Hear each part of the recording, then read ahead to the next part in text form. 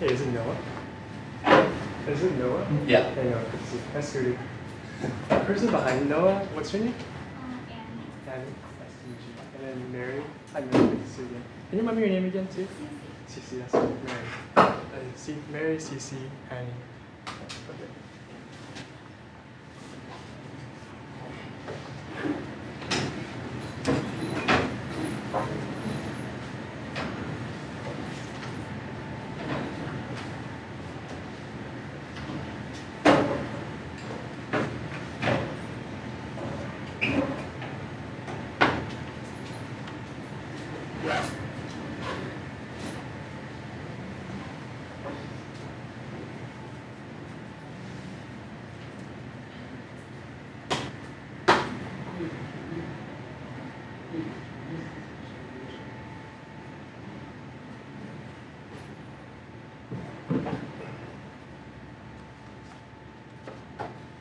Okay, hey everybody. Welcome to Lecture 5 for DSC 10. Today is an exciting day because we'll be talking finally about how to work with DataFrames, which represent like data tables. And we'll be using DataFrames for pretty much the entire rest of the class. So today is like a big day for me. We'll also be experimenting with some new technology that I developed as part of my PhD. And when that time comes, I'll make sure to talk about it. Lab 2 is released and it's due on Tuesday at midnight. If you run into any issues, make sure to check out the debugging tab on the course website. And once again, we'd really appreciate it if you could use the CampusWire main feed, like make a CampusWire post, instead of using DMs or emails to us. Because if you make a post, chances are someone else in the class has the same question as you, and you can help them out when we answer their question as well. One last announcement is my office hours today will be only from 2 to 3 p.m. instead of 1 to 3 as it normally is. Next week I'll be holding extra office hours and make up for it. All right, so today we'll be actually diving into some real data. We'll be looking at a data set of basketball players, and we'll use that data set to illustrate some key data frame techniques. Shout out to the reference resources tab, reference sheet. All this stuff will be on the lecture notes in the lecture notebook, so you can look at it later. Okay. DataFrames. So DataFrames are provided by a package in Python called Pandas. When you go into industry, or if you work in a research lab here, chances are very good that if they use Python, that they'll also use Pandas to work with their data sets. But Pandas is not so cute, and what I mean by that is, for people learning Pandas for their first time, it can be very confusing because there are usually around 3 or 4 different ways to accomplish the same task in Pandas. Pandas was originally developed by someone who wasn't really a Python programmer, and he did mostly financial data analysis. And as time grew on, he designed the package to not be super clean and nice to use and easy to learn. And then later on, people added on more methods and more functionality to make it a little bit easier to learn. But basically, at the end of the day, learning Pandas is pretty difficult, and it's more difficult if there are many different ways of accomplishing the same task. So for this class, we kind of developed a subset of Pandas called baby Pandas. The important thing to remember here is that the code you write for baby Pandas is exactly the same as the code you would write for Pandas. So it's the same code, it's just that we've taken out some methods so that there's only one real way to accomplish any one task. And that means that if you're trying to work with a friend or your project partner on an assignment, then you'll find that it's easy to understand their code because their code will look pretty similar to code that we've seen in class. And basically, it'll just help you understand there's one consistent way to accomplish things. Okay, so here's a picture of baby Pandas, much cuter. We call a data table in baby Pandas a data frame. Essentially, data frame and table we'll use synonymously in this class. There are some technical differences between the two, but basically we'll be using them interchangeably. To use data frames, we have to first import baby Pandas and a package called NumPy. We talked about NumPy last time when we talked about working with arrays of data, and baby Pandas uses NumPy inside of it. So oftentimes in assignments, you'll see us run something like these two lines at the top of, for example, if you look at the top of your lab 2, you'll find lines that look similar to these two.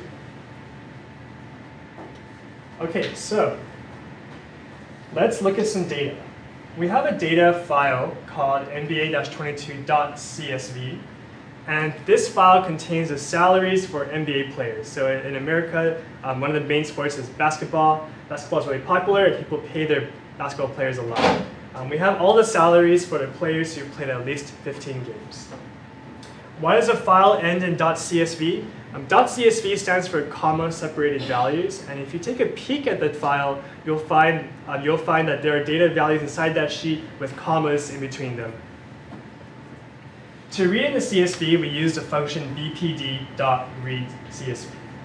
So let's try it out. bpd.read, and if I press tab here, I can autocomplete. And let's look at, it's going to be in data/nba-22.csv. So one nice thing about this is, again, you can actually autocomplete inside of like file paths like this. If I press tab, you can look for nba22.csv and import it myself. Let's save that data frame into a variable called salaries, and I'll print that out for you to see. Okay, here are the players. There are 381 of them, and there are 4 columns. So this is a data table. A data table has rows and columns. We can think of each column as an array of data, and every column has a label. So as you saw in the previous slide, every column has a label like player name or the position that they play, and we call that the name of a column. These column labels are strings. Every row has a label as well, and we call the row labels the index. Okay, so the thing to remember is that the index is not a column. Let me show you a little example here. This is a little data frame of dog breeds.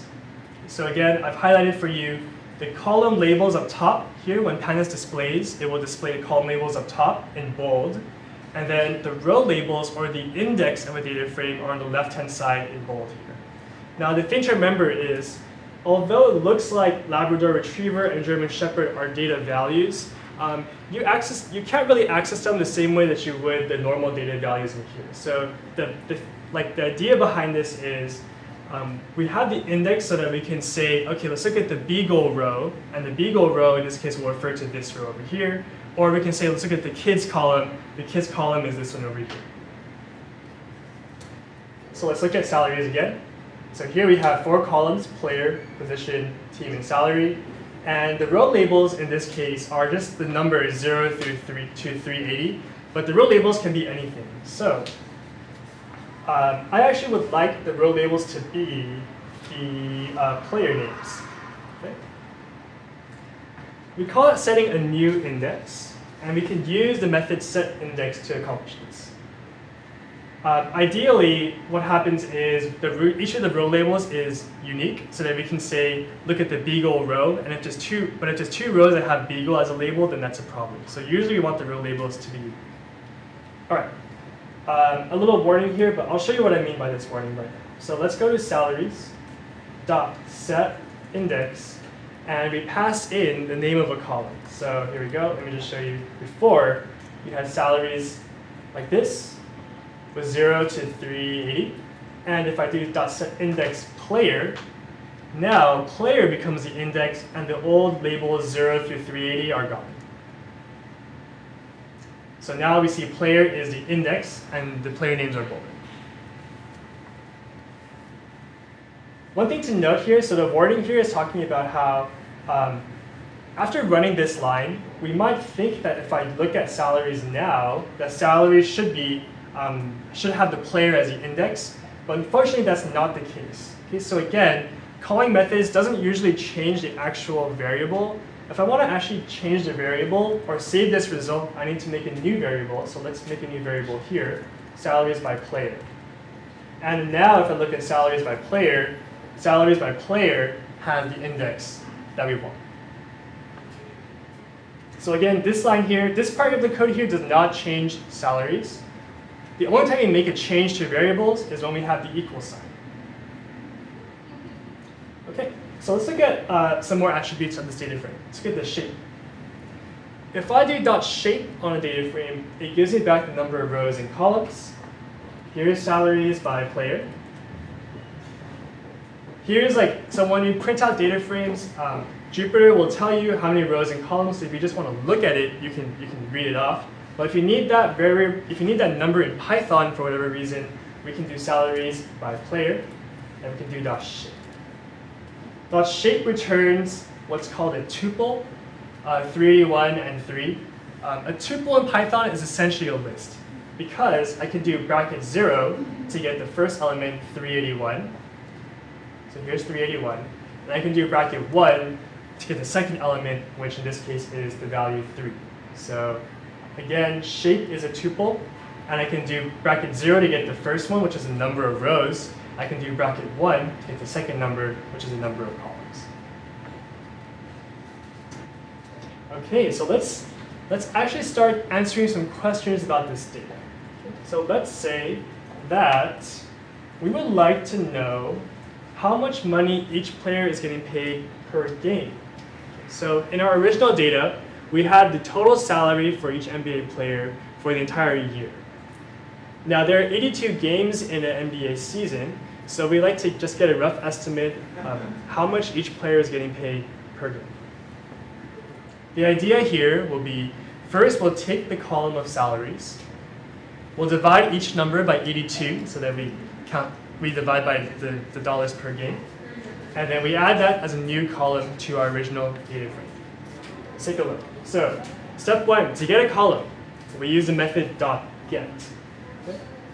One thing to note is that column names are case sensitive. So if the column name in your table is capital P player or capital S salary, you have to write capital S when you do .get column name. Let's take a look. Here's salaries by player. And our step 1 was to get the column of salaries, of all the salaries. So let's do .get salary.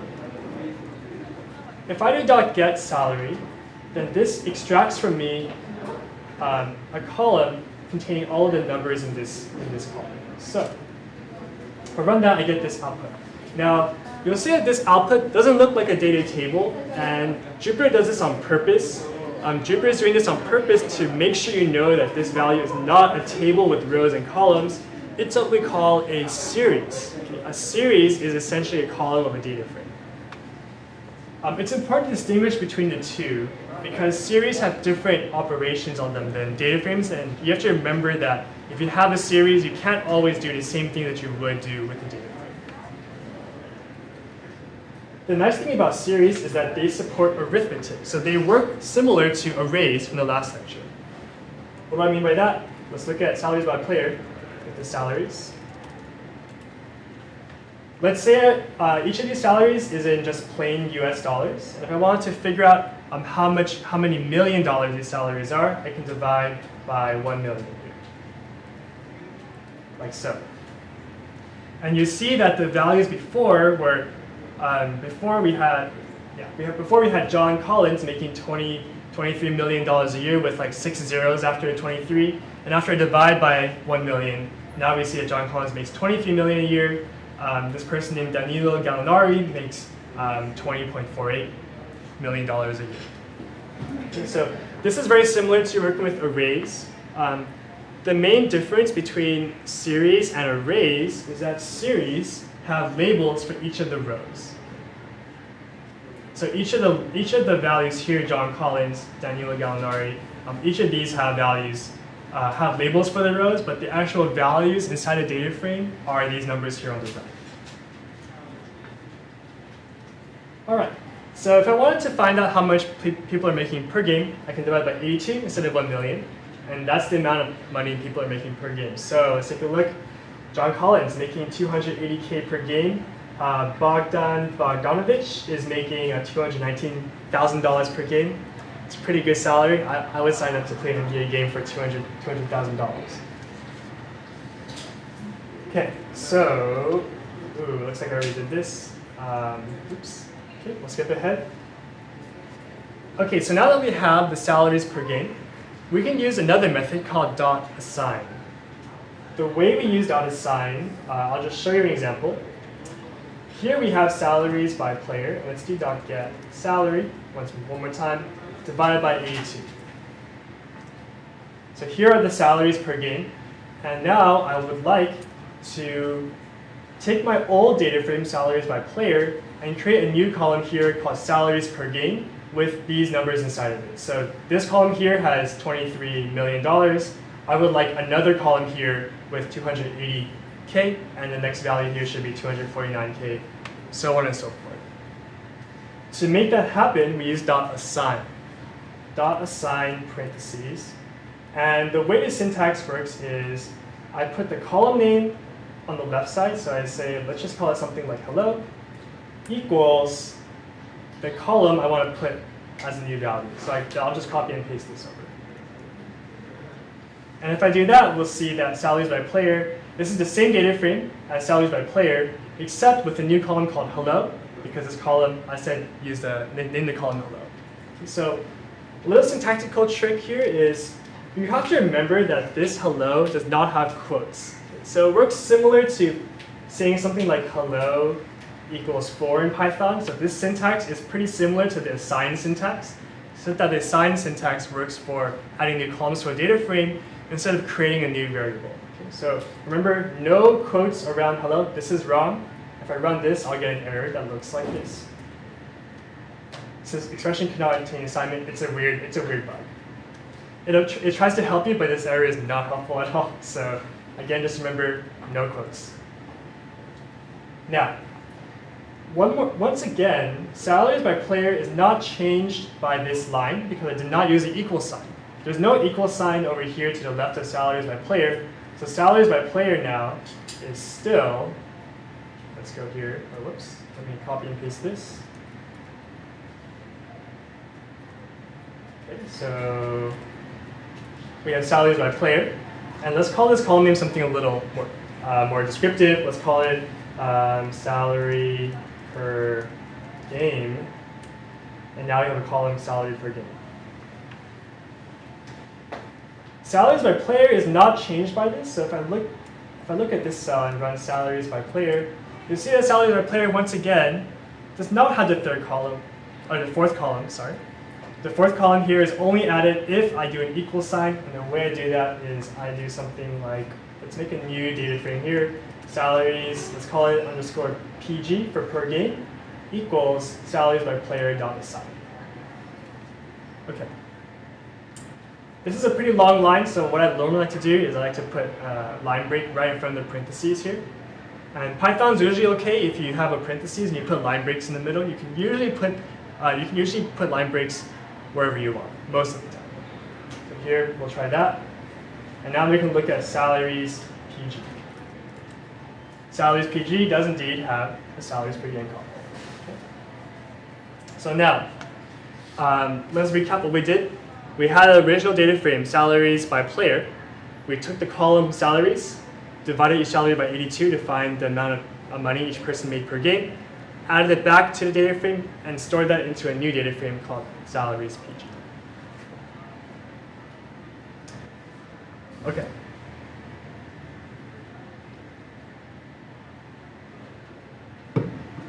Now, I want to introduce a little tool that I've been working on as part of my research called Pandas Tutor. Pandas Tutor draws diagrams to explain pandas. So you saw how when I was explaining those bits of pandas code to you, I was using my mouse a lot and highlighting with my mouse like what I was trying to explain. And what we did as part of my research is we took those little motions that people did and tried to draw them out as an actual diagram for pandas tables. So the way to use it is if you add %%pt to the top of the cell, it will explain the last line of baby pandas code. We also have a website, pandastutor.com, but it's a little bit harder to use for this class because it doesn't have baby pandas installed. It only has regular pandas installed. But you can try to use it, and there is some more examples on my website if you'd like to check it out. Okay, so let's redo what we did real quick, but I'll just show you what it looks like when we use Pandas Tutor at the same time. So we had salaries by player .get salary to get the salary column. If you put %%pt at the top of this cell, then we get this output instead. So the font's a little small. Let me zoom in here. what happens here is I'll show you the original table on the left, and I'll show you the results of calling the method on the right. Okay, so the original table, salaries by player, appears on the left. We see John Collins, Danilo Gallinari, and we see that on the right we have the same data. We have the salary column of the left data frame. So this we've labeled as a series to help remind you that this is a series, and we have the labels here, which is the same, and just the numbers here on the right. If I do divide by 82, we see that the original salaries on the left divided by 82 on the right. And now I can assign that back to the original data frame. Let's do salaries by player. Dot assign, and what we did was we called it salary per game. The output's a little big, so we have to scroll right a little bit, but you see here the original table on the left, 3 columns, new table on the right, 4 columns, and the new column is boxed in to just tell you that it's a new column. Okay. All right, let's look at the second example. So let's say we're interested in a particular player's salary, and the way we can do that in Pandas is to access values using the index of a data frame. So let's say we want to know how much is a player named LeBron James making this season. So if you don't watch basketball, LeBron James is one of the best players that the sport has ever seen. People like him a lot, and he makes a lot of money. So let's see how much money he makes. So let's do Pandas Tutor. Let's look at salaries PG, and we have this table here. Now, we can look at the salaries. So let's look at the salaries one more time. And we want to know how much money LeBron is making. So if we .get salary, we see here a table on the right. We see here a series on the right.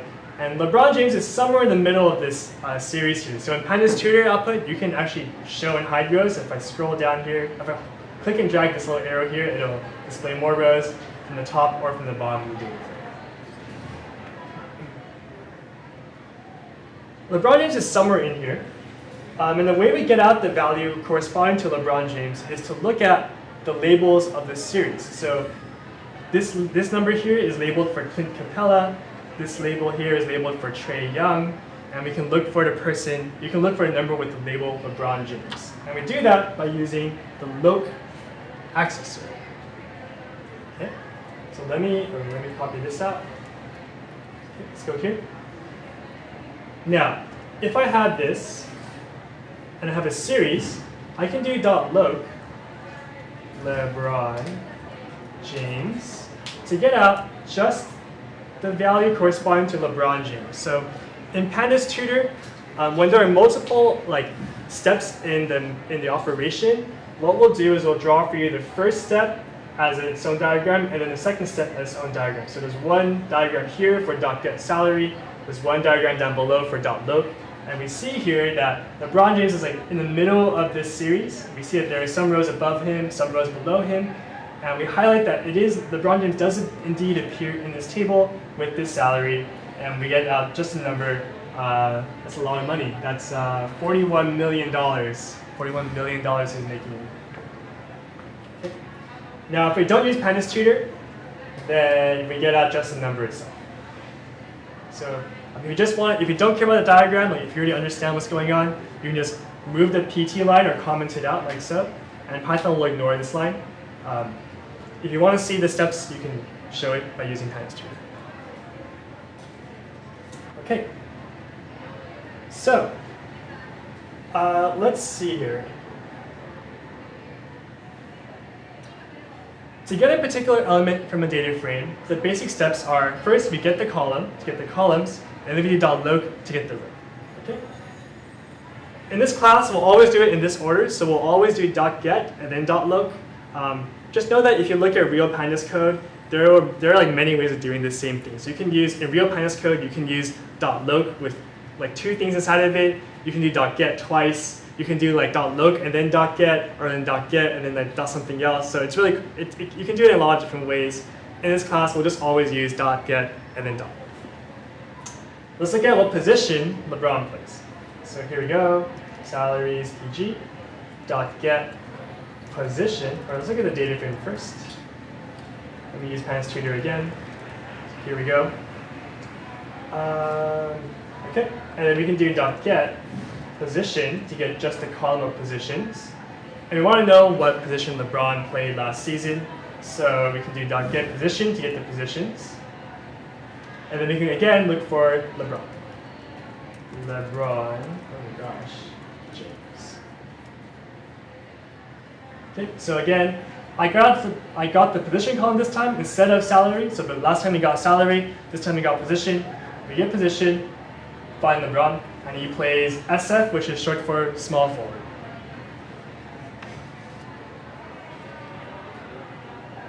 All right. Someone do me a favor and close the doors in the back. I think it's getting a little noisy. Thanks.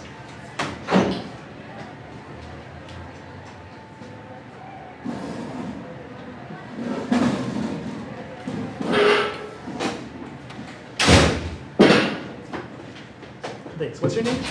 Calvin. Calvin? Thanks, Calvin. Thanks, Mary.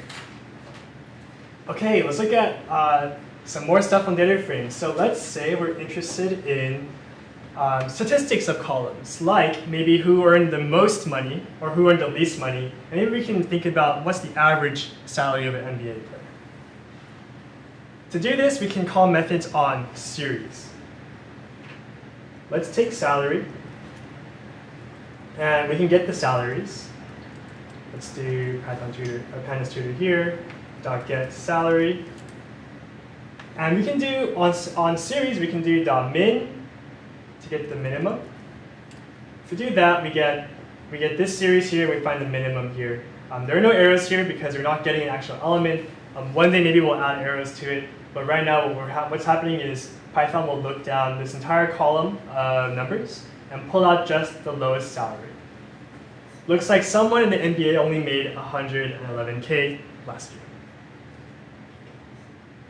Just to keep things short, let's look at the max here without Pandas Tutor. So the maximum salary here is 45 million. The average salary looked like around 9 million. So this is 9 but 6 digits afterwards, so 9 million. Let's look at the median salary. And the median salary was 4 million. So there, median, okay.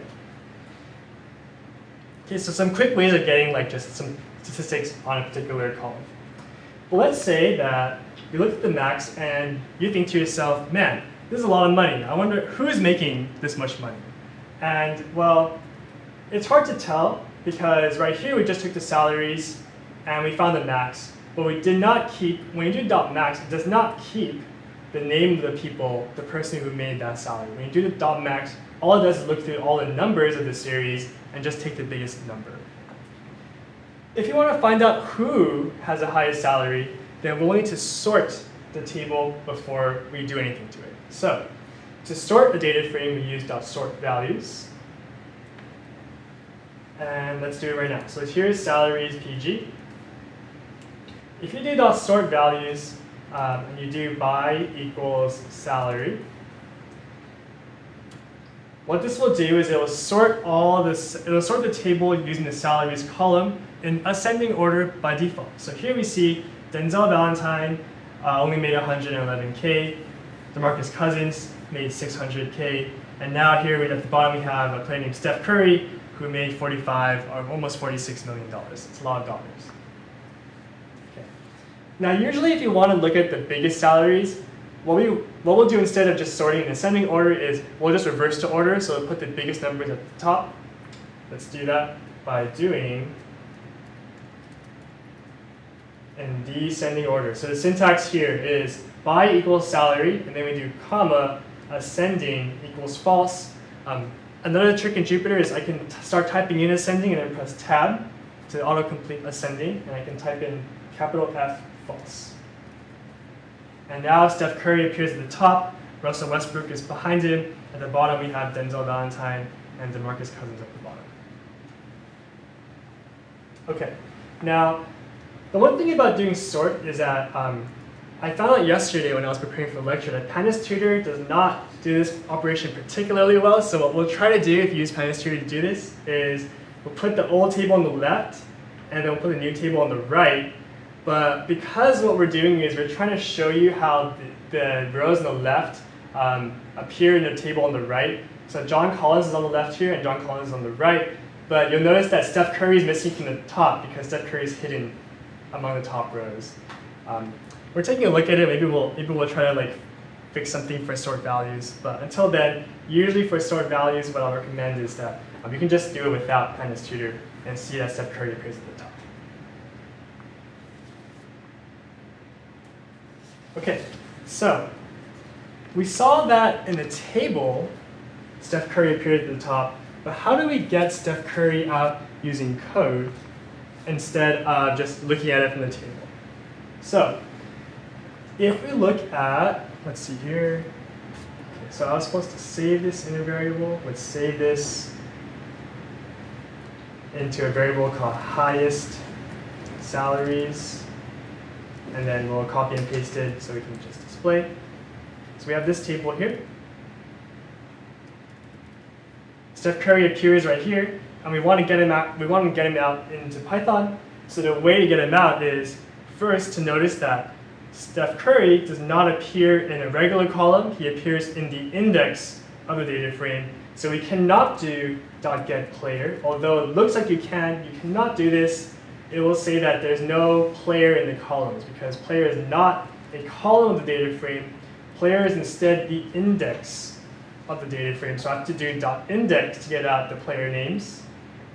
This is essentially an array of player names. So to get the first element from an array, I use bracket 0 to get Steph Curry. So here it is, Steph Curry in Python. Okay, any questions about this?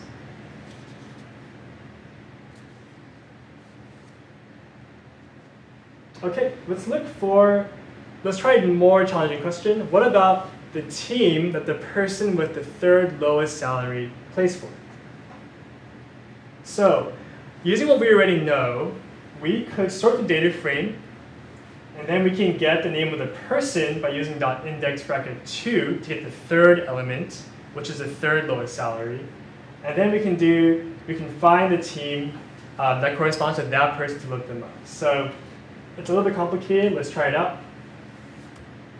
Let's do lowest salaries, and we'll take the salaries PG data frame, sorted by the salary column. And let's save that. So here, what we would like is to get Chicago Bulls out of this data frame after we've sorted it. And the way we could do that right now using only what we know is to take the lowest salaries, take the index, which in this case will be an array of player names, do bracket 2 to get the position number 2 of this index, which is, so Denzel Valentine will be index bracket 0, DeMarcus Cousins will be index bracket 1, Elias Johnson will be index bracket 2, and that's the person we want. So here is a name, Elias Johnson. Let's save that in a variable. And then we could do lowest salaries. And we could do the same thing that we did before. So we can do .get team to get the team, and then .loc name to get the person. So this is combining a little bit of what we did before, example 1, with what we just learned about using sorting and using the index. Here we go. I'll use Pandas Tutor for this. So here we're getting the teams, and then we're looking for Elias Johnson. It's complicated. There's an easier way of doing this, and the easier way of doing this is to use iloc instead of loc. Okay, so basically, iloc works similar to .loc, except iloc uses positions instead of labels. Let me explain what I mean. Let's use Pandas Tutor one more time here. Let's look at lowest salaries. Let's get the team. And when I have a series, I can choose to use either iloc or loc. If I do .loc, Pandas will look up the row using the row label. So if I wanted to, so before we saw that if I do .loc LeBron James, Pandas looks for the row with the label LeBron James. But let's say I don't care about the labels. I just want to know which team appeared third on the list or fourth on the list. If I care about the position of elements, then I use iloc instead. So let's do .ilook. If I do .ilook 0, you see that we get out the first element of the series, the New York Knicks. So I can do .ilook bracket 1 to get out Milwaukee Bucks, and ilook bracket 2 to get out Chicago Bulls. So let's just do ilook 2. Scroll back down. And here indeed we have Chicago Bulls in a much simpler way than we did using look.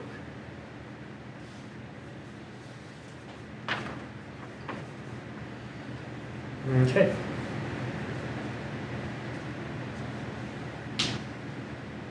Here. Okay. So, when you pull columns out of a data frame, you get series objects.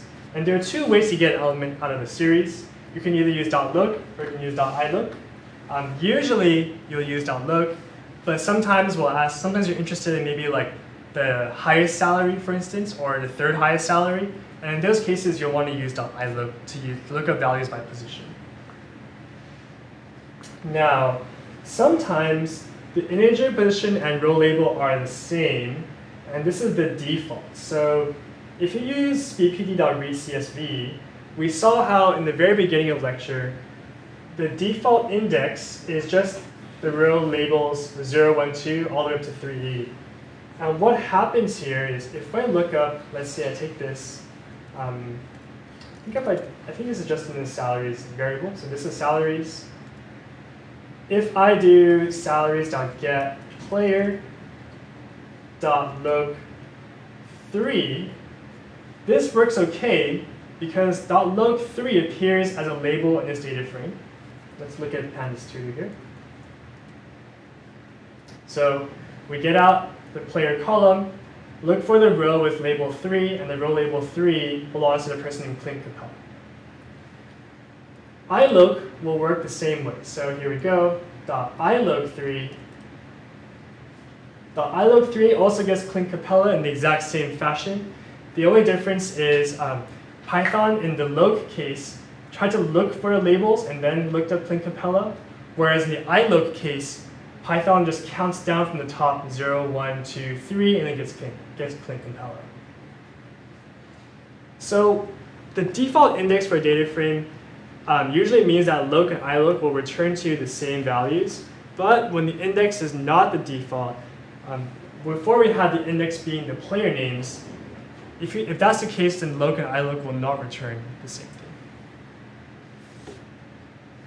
Okay, any questions about this so far?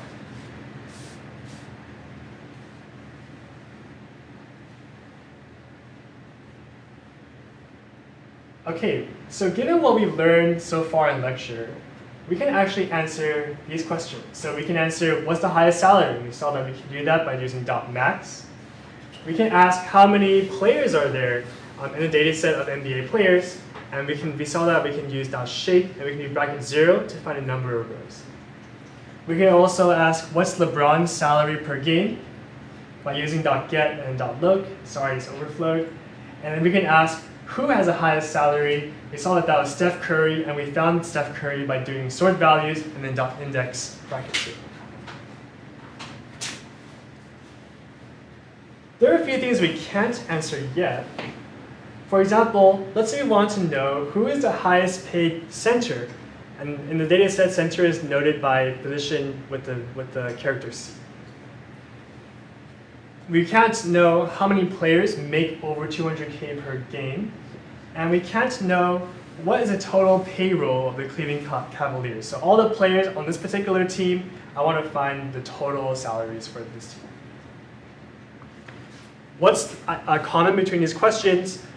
The common thing between these questions is that they involve subsetting or filtering rows out of the data frame before we do operations on them. So let's take a stab at the first example. Who is the highest paid center? To find the highest paid center, what we would like to do first is take out all the rows that are not centers. Okay, so we would like to keep the rows that are only belonging to people who are positioned center. Let me just show you how that looks, and then I'll explain how the code works. So here's salaries, PG, And the syntax here, I'm going to go a little fast and then explain afterward, is salaries pg dot get position equal to C. Okay? And what this line of code does is it says, look in the salaries PG table for where the position column has the value C and keep only those rows. So we saw that this player did not make it over to the right-hand side. This player did not make it. Clint Capella made it because he's a center. So did this player here. Al Horford made it. But there are some rows in between them that got skipped because they were not centers. So what this line of code does is first, it checks the position column for all the people that match C, and then it keeps only those rows out of the original data frame. So how did that work? First, I'm going to explain this little bit of code right here. So let's copy and paste this down. In Python, we can compare two values by using double equal signs. So if I do PG is equal to C, this gives me the Boolean value false. And if I ask for C equal to C, this gives me the Boolean value true. Okay? Now, this part of the code, let me copy this section out and show you what happens here. Let me copy just this part here. What happens when I paste in this thing here, instead of just the individual value C or PG, is that Python will compare every value in salaries PG with the value C. Let me do Python Tutor with this. Okay, so after I do .get position, I get a series of positions. And if I ask Python to equal sign C, Python will compare every value in this series with the string C. PF is not equal to C, so we have the value false on the right. PF here is not equal to C, false. SG is not C, so this is false. But here we have Clint Capella, which is a C, and that's true. The way Pandas works is if I say salaries PG and then bracket around this guy right here, okay, what happens is Pandas says, okay, anytime I see a false in this series of trues and falses, I'll drop the row. So false means don't keep the row. True means do keep the row. What that means is John Collins will not make it, Danilo Gallinari will not make it, Bogdan will not make it, but Clint will make it because he has a true in this series. So this bracket notation here says filter a data frame using what we call a Boolean condition. And this thing right here is called a Boolean condition because we're checking values in a data frame against another value. Here it is again. So here, once again, Pandas Tutor will not show you like the inner step, the comparison, unless you just visualize it by itself. So if I want to visualize just this one by itself, I can comment top this line and just show you the Boolean comparison. But if I want to show you the full filtering, Pandas Tutor will just say, okay, we use the position column, we're filtering, and we have only C's on the right-hand side. Okay. Now, again, to select only certain rows that match a condition, first we make a sequence or a series of trues and falses. And then we put that into salaries PG and we use square brackets here, similar to how we would use we get elements out of a list or an array. Okay, so let's say we're interested in getting the players that only make over $200,000 per game. Here's salaries PG for you again. We have a column here called salary per game, so let's get that. Here's that column, and I can do a comparison again to see if it's greater than 200K. Okay. One small trick here is in Python, if you do an underscore, Python will ignore the underscore, so this is a little bit easier to read. You can more easily tell that it's 200,000, but for Python, it'll just interpret it as a number of 200,000. So this is the same thing here. We see that John Collins made over 200,000 per game, but Anthony Gill did not make 200,000 per game. So John Collins is true, and these rows down here are false. So what I can do is, once again, take this series of trues and falses and use them to filter my data frame. So here's a series of trues and falses. To filter a data frame, I do salaries PG bracket this whole thing. Okay, so again, I cannot just do this. So this is common, what I see. I see a lot of people try to do this, and this looks like it could work, but it won't work. And so you have to have this whole expression here, and then you have to put this whole expression inside the brackets, and it's a little bit verbose and kind of long, but that's life in the world of Pandas. So here, we see salaries per game. These players made it, these players did not. And we can confirm that each of the rows that made it on the right-hand side had over 200,000 in the salaries per game column. Okay, so let's circle all the way back. We were interested originally in knowing who the highest paid center is. Let's skip this question. Let's go to who is the highest paid center. Okay, so the idea is first we can just get the centers by using filtering, and then we can sort, and then we can get the first element of the index like we did before. Let me do that real quick for you here. So here we have salaries PG dot get position. Here's the positions. We want to see if they're equal to C. This is trues and falses. And now I can take this whole thing, use it to filter. So these are all the centers. Save that. Now we can do centers dot sort values by the salaries, and I can do them in descending order. So here we have centers sorted, descending order. Sorting is a little bit wonky. If I want to show the highest paid, I can scrub that down a little bit. We see Anthony Davis, Rudy Gobert up here. And we can save that into, we can do .index bracket 0 to get the name of the player with the highest salary. Here we go. So we sorted Anthony Davis here, index bracket 0 is Anthony Davis. Okay. Last little thing to note is sometimes you make a mistake or sometimes your condition is just not satisfied. Let's see what happens when I look at salaries PG and I get the team. Let me Pandas Tutor this. I get the teams. Let's say I'm looking for UCSD in the teams. No one in the NBA plays for UCSD. So if I run this, I get a series of all falses. And what happens is if I try to filter using this, there are no rows that are true, so this data frame is empty. So what we'll show here is that this table just has 0 rows. Okay, so this happens sometimes. Let's say I did Atlanta Hawks here, but I misspelled the H and I put lowercase h instead of capital H. I would also get 0 rows because no rows match Atlanta lowercase Hawks. It can tip me off that maybe I made a typo. So here, if I correct this to Atlanta Hawks, then now we do get just the Atlanta Hawks.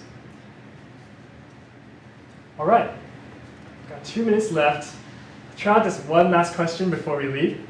So let me see if we can decipher these bits of code here. Which of the following queries determines the total payroll of the Golden State Warriors? So let's assume that we have a variable GSW, which is Golden State Warriors. Look at the 3 snippets here. Take a guess as to which one of these correctly determines the total payroll of the Golden State Warriors.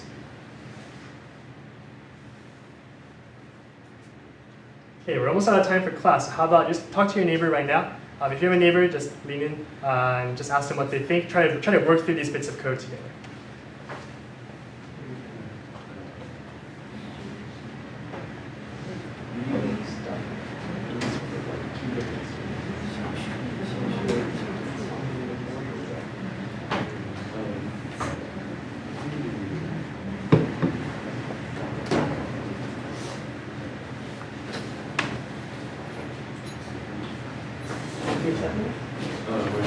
Actually, it's the first one, because like they're first getting the data set of this, like the moves to more, so like it's like separated by the top.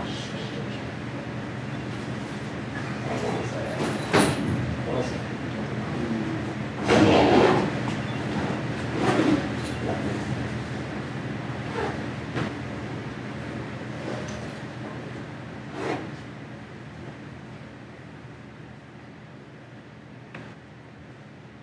Okay, let's just do a thumbs up. Thumbs up if you think it's A. Thumbs up if you think it's B. Thumbs up if you think it's C. Okay, looks like most of you guys thought it was A. A is the right answer.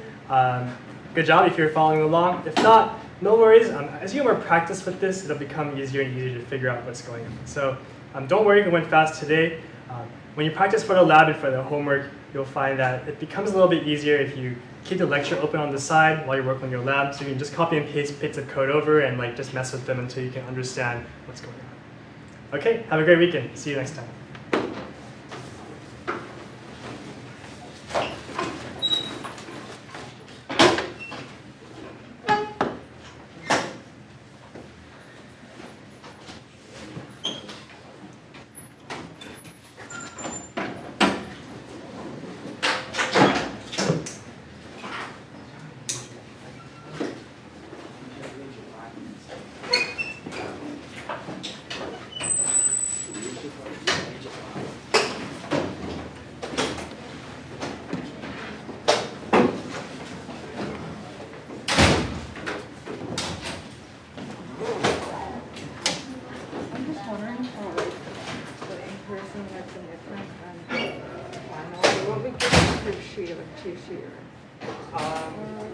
Yeah, so we'll be giving you a reference sheet. It just contains like a reference of like the methods and what they do that we covered in class. It should be on their website. If you want to look at it beforehand, you can just check it out on their website. We'll also like put a campus wire post saying like what it looks like. And right now I haven't decided whether we're allowing people to bring in like a personal like cheat sheet, but I think we will if you'd like to. We haven't finalized a policy on that yet, but we will definitely provide a reference sheet for you to have during the midterm. Just a surprise. Thank you.